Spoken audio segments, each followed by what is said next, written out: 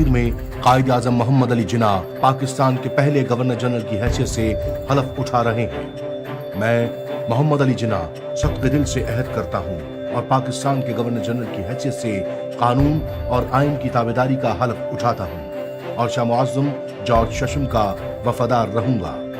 15 اگست 1947 جمعے کا دن تھا جب قائد اعظم نے یہ الفاظ ادا کیے جو انڈین انڈیپینڈنس ایکٹ 1947 میں واضح طور پر درج کیے گئے تھے۔ پاکستان کے حصول کے لیے ان کی طویل جدوجہد منتہائے عروج پر پہنچ کر اب ان کے دسترس میں تھی۔ لاہور ہائی کورٹ کے چیف جسٹس میاں عبدالرشید نے ان سے حلف لیا۔ میاں عبدالرشید بعد ازاں پاکستان کے پہلے چیف جسٹس مقرر ہوئے۔ حلف برداری کے ساتھ ہی 31 توپوں کی سلامی دی گئی۔ اس کے بعد پاکستان کی پہلی کابینہ نے حلف اٹھایا۔ نوابزادہ لیاقت علی خان ملک کے پہلے وزیر اعظم مقرر ہوئے۔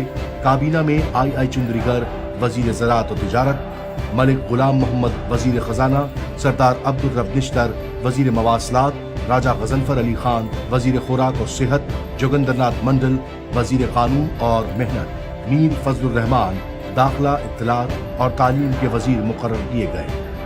ان تقریبات کے بعد شارک سکن شیروانی میں ملبوس قائد اعظم کو پاک بحریہ کی جانب سے سلامی پیش کی گئی۔ اگست کے مہینے کی شدید گرمی کو آسمان پر چھائے گہرے بادلوں اور بحیرہ عرب سے آنے والی ہواؤں نے بڑی حد تک کم کر دیا تھا۔ قائد اعظم گورنمنٹ ہاؤس کی سیڑھیوں سے ہوتے ہوئے لان میں پہنچے، جہاں اعلیٰ شخصیات، سفارتکار، سرکاری حکام اور سیاسی رہنما انہیں مبارکباد دینے کے لیے موجود تھے، جبکہ باہر بڑی تعداد میں موجود لوگ اپنے گورنر جنرل کی ایک جھلک دیکھنے کے لیے بےتاب تھے۔